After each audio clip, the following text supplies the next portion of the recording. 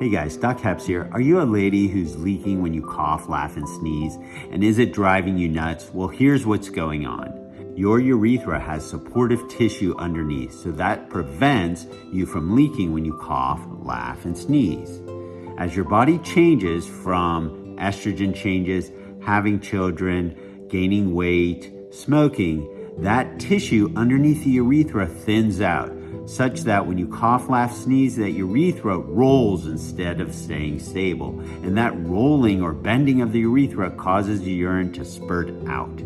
How can you fix that? Well, pelvic floor physical therapy helps, stopping smoking, losing weight, and if that doesn't work, you can visit your urologist to discuss potentially having a sling placed to help support the urethra and stop that annoying leakage.